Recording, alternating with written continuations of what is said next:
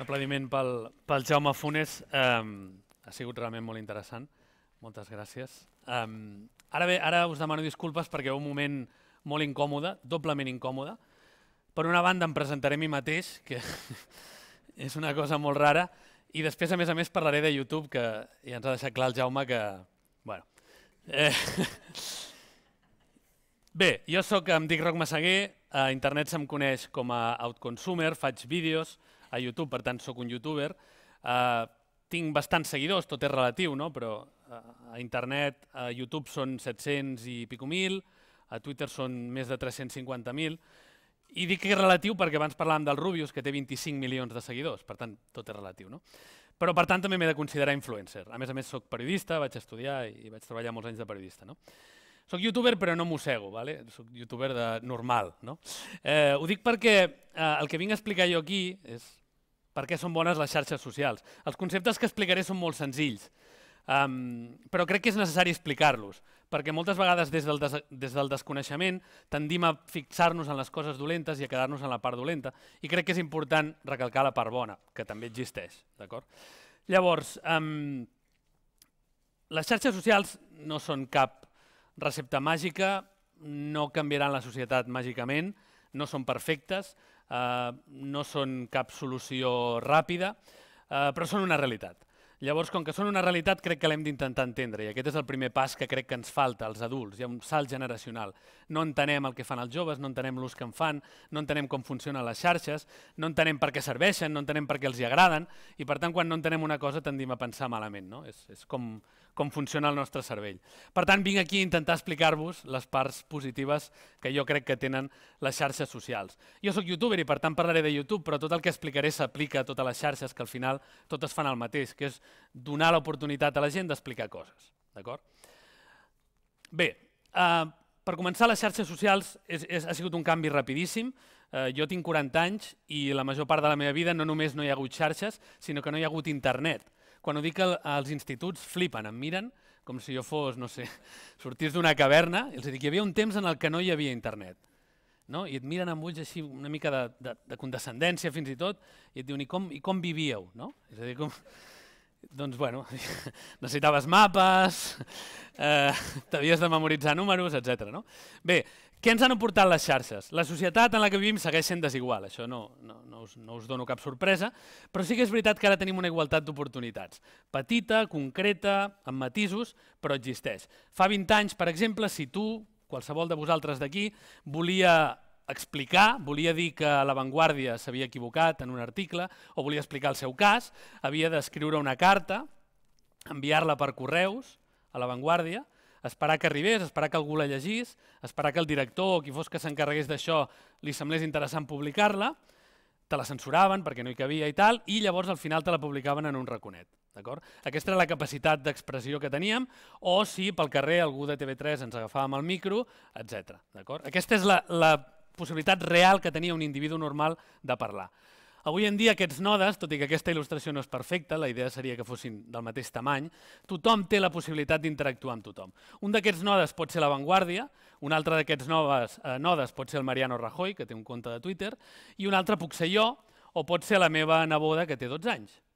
I tothom pot parlar. Hi ha molts exemples, ara no ens detindrem, però molta gent pot influir. Podem apel·lar directament a un famós, a una persona important, una persona amb capacitat de decisió, i podem fer que ens atengui i que ens faci cas.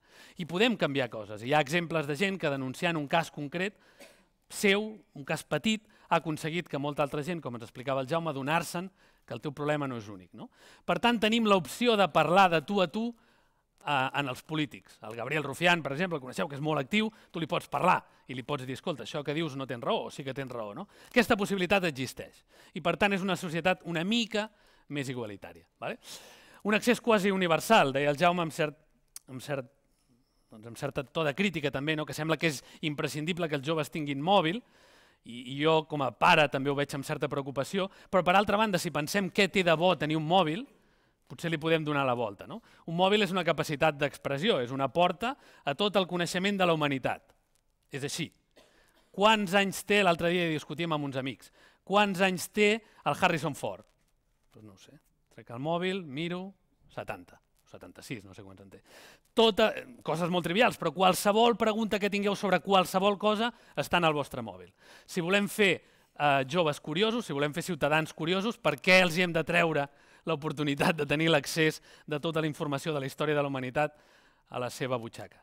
Perquè després es dediquen a pujar fotos a Instagram. Sí, però hem de tenir l'opció, no? I pràcticament tothom la té. Pràcticament tothom la té. Explico molt ràpidament, jo vaig estar a Àfrica l'any 2005, escrivint un article, 2004, i el noi amb el que jo anava em deia, és que tu et penses que som pobres, no? Tu et penses que som pobres perquè és la idea que tens d'Àfrica. Però nosaltres tenim DVD i mòbil, em deia, no? I vaig anar a casa seva i efectivament tothom tenia mòbil i tothom tenia DVD.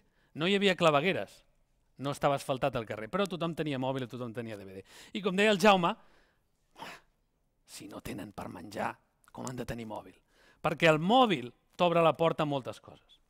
I també és qualitat de vida, o pot ser-ho, no?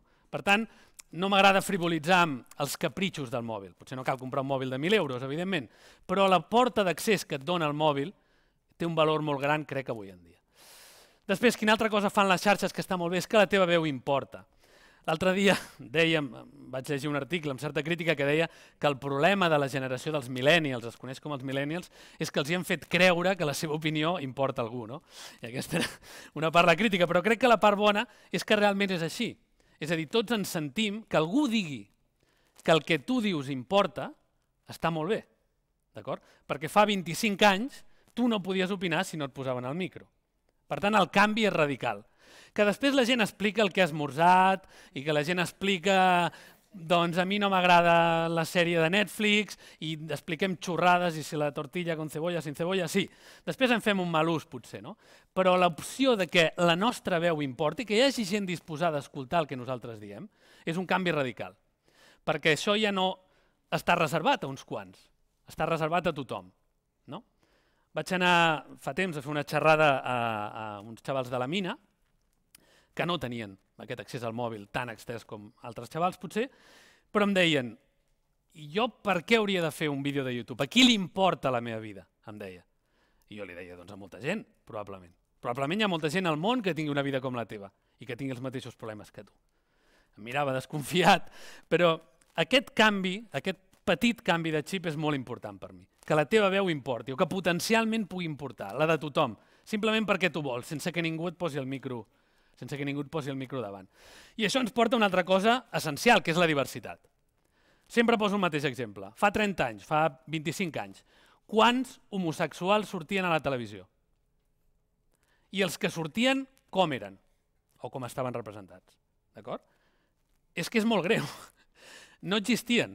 Els que existien eren loques, les lesbianes, per descomptat, no existien, no hi eren, no estaven a la tele, no estaven als mitjans, no existien.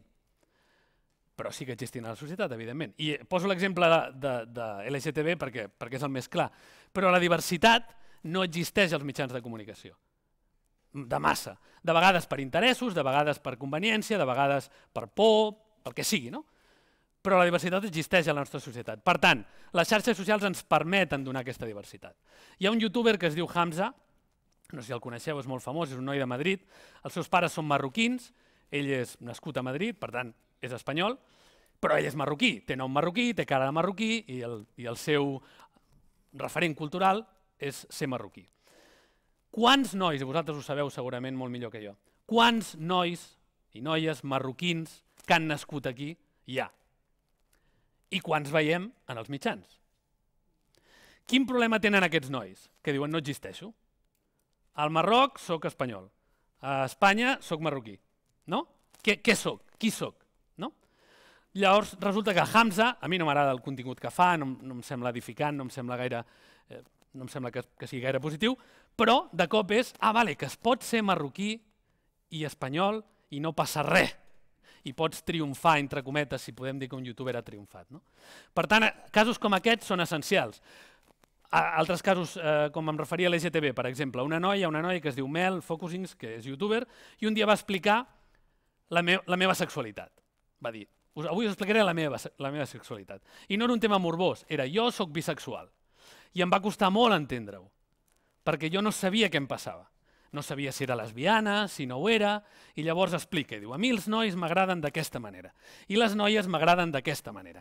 I em va passar això, i llavors vaig dubtar, i llavors vaig parlar amb aquest, i vaig provar, d'acord? I aquest vídeo m'imagino que hi ha centenars de milers de nois i de noies que el veuran i diran, això és el que em passa a mi. Vale? I això té un valor enorme. I qui diu això, diu color de pell, diu trastorns mentals, diu trastorns de qualsevol tipus, diu malalties, diu situacions.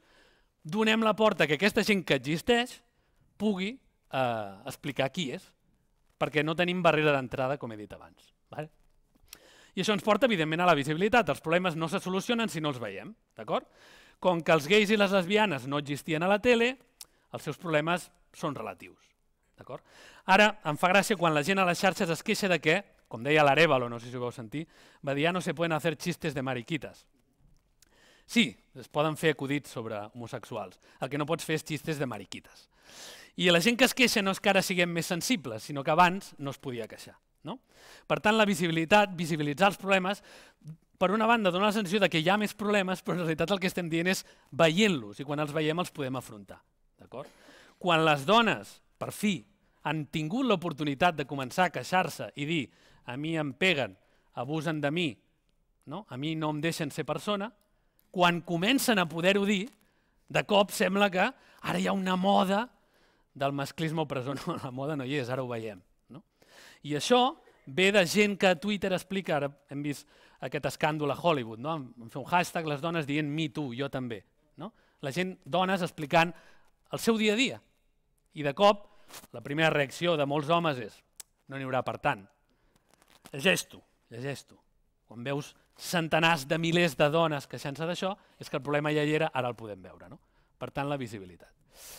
Evidentment, això que estic explicant, alguns estareu pensant, ja, Roc, però jo vaig veure un vídeo del Wismichu que feia no sé què, i vaig veure un vídeo del Rubius, i aquest tio em sembla un gilipolles, i l'altre no sé què, i perpetuen conductes que no són bones, i perpetuen conductes masclistes, i els nois i les noies venen a la seva intimitat, i fan sexting, i hi ha bullying, i els grups de WhatsApp són l'infern, i jo us dono la raó a tot. Tot això és cert. He dit al principi que no és una fórmula màgica, perquè no ho és.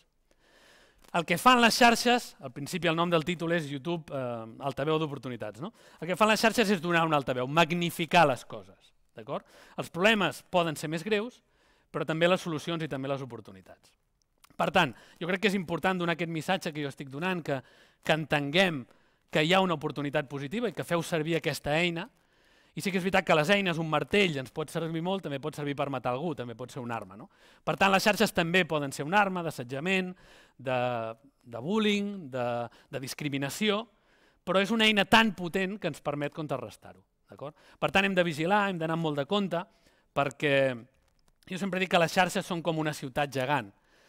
I els pares i els educadors hem de ser conscients de que tots aquells consells que donàvem als alumnes i als fills en el dia a dia, no parlis amb un desconegut, no et fiquis en un racó fosc, avisa sempre on estàs, avisa sempre del que et passa, quan tinguis un problema demana ajuda. Consells que són obvis, a les xarxes són exactament els mateixos. Tu et despullaries al mig de la plaça Sant Jaume? No, tampoc ho facis a la xarxa. Tu te n'aniries a sopar amb un desconegut que has conegut a la Rambla? No, tampoc ho facis a la xarxa. Que el desconeixement no ens impedeixi el sentit comú. Els problemes hi són i els hem de tenir en compte, però el que no podem fer és prohibir els mòbils als alumnes, als joves, i assumir que tot és dolent, perquè és la seva vida. Avui en dia és la seva vida. La seva vida està en el mòbil. Per tant, com més aviat ho entenguem i els acompanyem, millor. Connexió.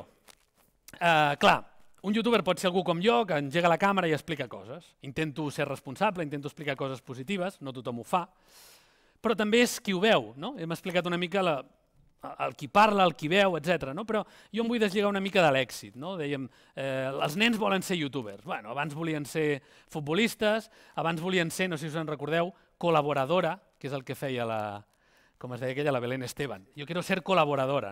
Al final, que és una afirmació ridícula, però s'entén. El bo que hi hagi molts nens que vulguin ser youtubers, la part bona és, primer, que ningú t'impedeix intentar-ho i, per tant, de seguida te n'adonaràs de lo difícil que és. I això està bé. no perpetues una idea de què és meravellós. Prova-ho, prova-ho i als 2 mesos veuràs que és molt difícil i que és molt complicat. I per altra banda, que si cada 1.000 n'hi ha 10 que aconsegueixen explicar la seva veu i donar veu al que els hi passa, doncs haurem guanyat. Haurem guanyat alguna cosa. Per tant, que els nens vulguin ser youtubers a mi no em sembla malament, perquè a més, per exemple, YouTube és una activitat molt personal en la que estàs sol, no li pots donar la culpa a ningú, has de prendre les teves pròpies decisions, has de ser responsable del que fas, estàs exposat i per tant t'has de saber defensar. Si això no t'enfonsa, et fa molt més fort. Per tant, no ho veig com un desastre. I quan parlo de connexió vull donar 2 exemples molt clars i verídics. El primer és un noi, un home que té 38 anys, que és de Madrid, espero que no ho vegi, si veu que em doni permís per explicar-ho. És un noi que veu els meus vídeos i és un noi que té diversos trastorns mentals, sobretot el més preocupant és una fòbia social, és incapaç d'interactuar amb gent, d'anar a llocs on hi ha molta gent, etc. I em va començar a escriure e-mails. I jo li vaig contestar. Fa 4 o 5 anys que ens enviem e-mails un cop a la setmana explicant-nos els nostres problemes, ell m'explica els seus problemes, les seves inquietuds, les seves preocupacions, jo les meves. I un dia li vaig dir, escolta, a veure si un dia que jo estigui a Madrid quedem. I em va dir, ja m'agradaria, però no puc. Deia, no puc. La sola idea de pensar que parlaré amb tu o amb algú altre em bloqueja, etc. Sabeu com va, no? I aquí és on jo vaig veure, hòstia, gràcies a les xarxes, aquesta persona està fent una connexió. Evidentment jo ni arreglaré els seus problemes, ni li salvaré la vida, ni res. Però sóc un amic. I sóc un amic que no existiria si no fos per les xarxes socials. D'acord? I això té un valor, perquè sempre hem dit, al principi dèiem, com la televisió t'atonta, les xarxes t'aïllen, però no és veritat, és tot el contrari. Quan els xavals estan amb el mòbil el que estan fent és connectar-se amb altra gent i comunicar-se amb altra gent. És que està tota l'estona a l'habitació, ja, però és que està jugant amb altra gent. Però no són amics reals, ja, però són persones reals que existeixen en un altre lloc. I això ho he vist, jo tinc molts amics que són virtuals i que al cap de 3 anys els coneixes i dius, hombre, tu ets, i ja tens una amistat. Per tant, amb tots els seus matisos i amb totes les seves dificultats i problemes, la connexió l'hem de tenir molt en compte. I l'última, que té a veure amb l'exemple del projecte Click, que el vam fer gràcies a la Fundació IRES, i que són tots aquests nois. Aquest de la barba que fa així és un altre youtuber, el Loulogio, que és un amic, i va venir a fer aquesta xerrada amb ells. Doncs tots aquests nois, amb diferents situacions, cadascú amb els seus problemes i amb la seva vida, el que vam fer vam ser unir-nos, ens vam unir per fer YouTube. Vam fer una mica de trampa, i ara ho podem dir. La trampa era, direm YouTube, i com que a tots els encanta YouTube, tenien entre 15 i 19 anys, si no m'equivoco, 16 i 19 em sembla, com que a tots els encanta YouTube ja van venir predisposats. Vale, YouTube, vinga, va, què hem de fer? Sí, el que em diguis, no? I a partir d'aquí vam intentar treballar altres coses. Van ser 20 hores, si no recordo malament, van ser 2 setmanes de treball diari i va anar molt bé. Per què va anar molt bé? Una de les coses que el Carles, que està cap allà, que és una mica qui es va inventar tot això, que està allà darrere, em va dir, vols que t'expliqui una mica sobre els nois? I jo li vaig dir, jo no vull saber res, no vull saber qui són, m'és igual. Vull saber com es diuen i ja està. Per què? Perquè això ens ajuda al que hem dit al principi. Tothom té la igualtat d'oportunitats, totes les veus importen. I això ens va ajudar a dir-los, a transmetre'ls que tot el que feien era important. A mi m'és igual quins problemes tenien, aquí anem a fer un vídeo. Qui vulgui sortir que surti, qui no vulgui sortir que no surti. I aquí van passar 2 coses, i amb això acabaré. I després us ensenyaré un dels vídeos que vam gravar, que és divertit. La primera és que jo vaig arribar amb els meus prejudicis, com tothom arriba en els seus prejudicis. Jo no soc treballador social, per tant no sé com vosaltres, no estic tan format com vosaltres, però vaig arribar i la meva idea és tota aquesta història que he explicat, l'empoderament, i podreu explicar i donar un missatge al món, i compartir no sé què, i coses transcendentals. I em van mirar i em van dir, és que nosaltres volem fer un vídeo que faci riure. I vaig dir, teniu tota la raó del món. M'ho van dir molt veladament, ja tenim prou problemes, el que volem és riure i transmetre el riure.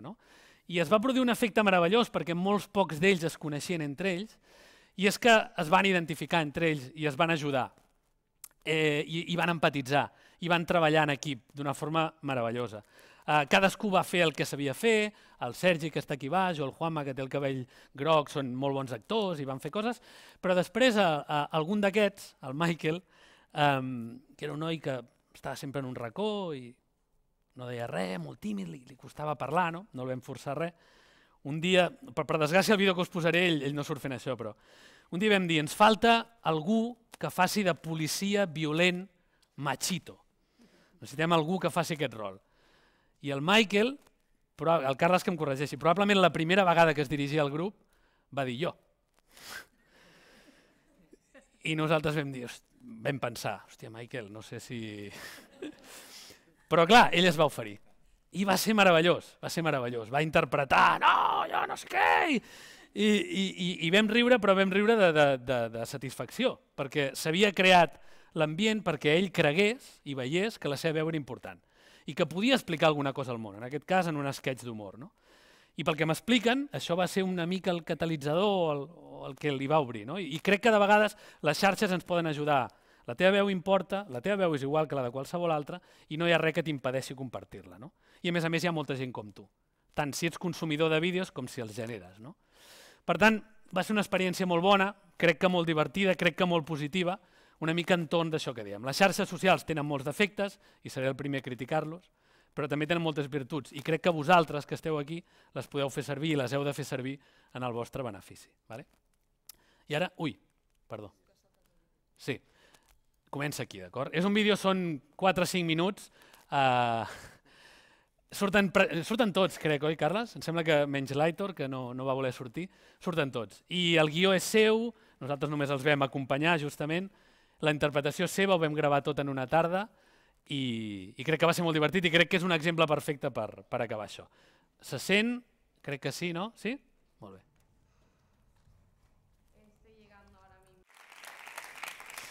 Ho van improvisar tot ells, tots els temes els van treure ells, vam fer les tomes falses, heu vist que hi havia un altre noi perquè vam gravar, els dos volien ser protagonistes. En fi, va ser una experiència molt bona i des d'aquí, humilment des de la meva posició, recomano que no tingueu por a les xarxes, sinó que intenteu incorporar-les en el que feu perquè segur que us ajuda. Ara és un altre moment incòmode perquè he de donar pas a les preguntes, no sé si algú n'ha deixat, si hi ha algun micro, abans de fer el recés podem fer un parell de preguntes, aquí hi ha un micro, allà n'hi ha un altre, no sé si algú... No us veig, si algú vol fer alguna pregunta, o si no anem a esmorzar, que és perfectament legítim. Aquí n'hi ha una. Sí, aquí davant podem potser donar-li el micro, exacte. Molt bé. Em sembla que no. Vale. Ara, perfecte. Ara sí, perfecte. Bueno, primer de tot, moltes gràcies per la teva xerrada. Crec que és molt inspiradora. La veritat és que és cert això de que les xarxes tenen aquesta part molt positiva, però també tenen este lado oscuro. I que clar, crec que a lo millor com educadors i educadores, també com gent que fa feina amb adolescents, tenim com l'obligació de realment conèixer aquestes xarxes i saber utilitzar-les, perquè clar, no en podem apoderar o intentar empoderar en aquests joves si no sabem utilitzar. I crec que l'estratègia de prohibir o que això és negatiu no crec que sigui l'estratègia més positiva i és veritat que potser se passa d'educar en xarxes socials, crec que és una cosa que també forma part o hem d'incorporar dins de la nostra feina, un poc el fet de renovar-nos nosaltres mateixos per poder d'aquesta manera també ajudar a tots aquests joves. I la meva qüestió un poc era saber de quina manera ho podem fer o com ens posem les piles amb això, perquè és veritat que a vegades les xarxes socials ens poden arribar a fer un pot de por. Sí, és molt bona pregunta. Jo col·laboro amb la Diputació de Barcelona i faig cursos de formació a tècnics de joventut, justament, i la pregunta sempre és la mateixa. Molt bé, Roc, moltes gràcies, però com ho faig? És a dir, com es fa això? I recullo una mica la metàfora que he fet abans, és el mateix. És com si tu imagina't que jo vull ser treballador social fa 30 o 40 anys, quan hi havia el tema de l'heroïna i tal, en molts barris, i jo et dic, què passa que jo sóc universitari, jo al carrer a mi no ho veig clar, saps? A mi em fa por, com ho he de fer? I tu em diries, doncs, poses les sabates i camines. Doncs això seria el mateix, és a dir, les xarxes, i això els hi passa a molts pares, és el mateix consell que dono als pares. No heu d'educar els fills sobre xarxes socials, heu d'estar a les xarxes socials, perquè és el seu medi. Heu de conèixer aquest medi i el podeu fer vostre i no hi ha edat. El meu pare veu vídeos de YouTube, la meva mare té un blog i penja fotos i explica la seva vida. Es pot. No hem de trencar aquesta barrera i fer-ho servir. El primer de tot és fer-ho servir. Molts dels que ho fan servir diuen és que quan faig servir Instagram resulta que em contesten més. I resulta que veig conductes que em permeten comprendre millor els joves i els seus problemes. I resulta que conec millor el seu entorn i detecto coses. I resulta que tot funciona millor, simplement per fer-ho servir. Formació, que n'hi ha molt poca, i això ho critico des d'aquí, hi ha molt poca formació en xarxes socials. Estic disponible, si algú em vol trucar. No, però de veritat necessitem formació, però sobretot necessitem estar-hi. Però no com algo aliè. Hi ha molta gent que diu, és que a mi no m'interessen les xarxes. Vale, doncs és com si jo hagués dit fa 30 anys, a mi no m'interessa el carrer. Doncs potser no pots fer bé aquesta feina, no? A dia d'avui és així. Ho podem criticar, ho podem analitzar, podem recordar altres temps, però la realitat és aquesta. La seva vida està al mòbil. I per tant nosaltres hem d'estar al mòbil, també. Formació i practicar. I a més, jo crec que si practiques i ja tens confiança amb els nois, la recompensa la veuràs de seguida. A més, hi afegeixo, les xarxes són canviants. És a dir, fa un any i mig Snapchat era el lloc on havies d'estar. Avui en dia pràcticament no existeix. És a dir, hem de no només entrar, sinó entrar amb una mentalitat plàstica i una ment oberta per poder-ho fer. Alguna pregunta més, l'última abans de descansar? No? Ningú? No? Vale? Perfecte, doncs moltes gràcies, ens veiem d'aquí una estona. Fins ara.